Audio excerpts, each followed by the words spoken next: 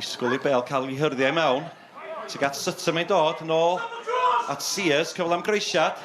Sutton helpu ymlaen, ac mae Aaron Williams yn ei chladdu hi I gefn y rhwyd ar y postyn pella. Dechrau perffaith i'r Drenewydd.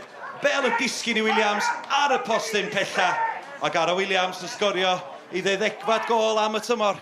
Sutton yn ennill yr ôl beniad.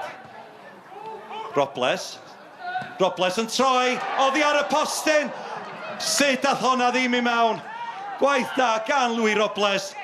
Ond y ffodus I Hwlffordd tara'r postyn. Williams Law.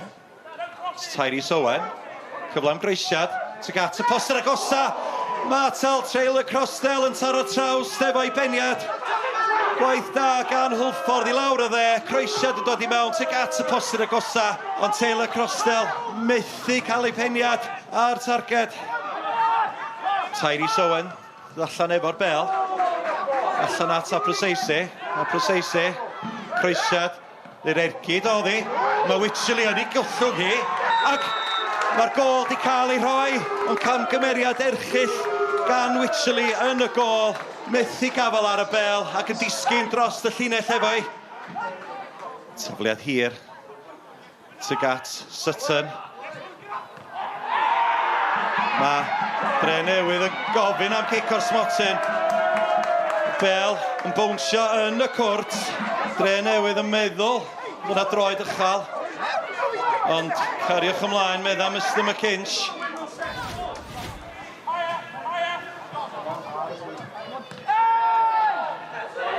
Jones ar ergyd. Yr arbediad gan Zach Jones. Ac Aaron Williams methu gorffan y cyfle ar y postyn pella.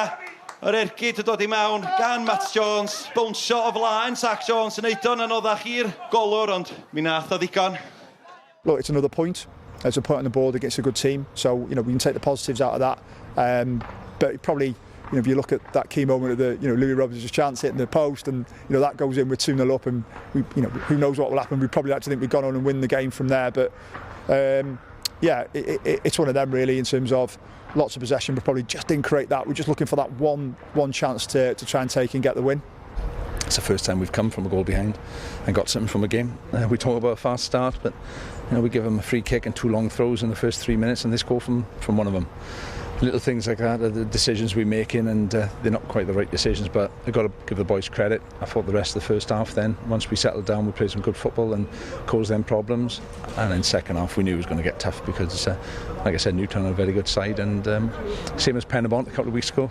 We held out second half and worked hard to get our point.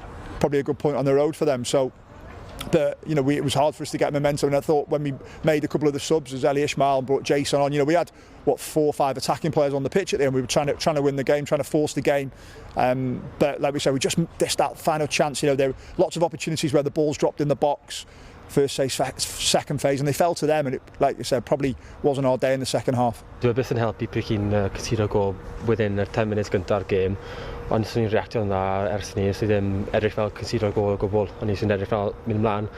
A da ni mwy'r possession yn y first half, o'n i'n hapus yn ni, a gyda ni'r gol, o'n gol wedyn ni, dim i abs, ond o'n i'n hapus yn ni fyd.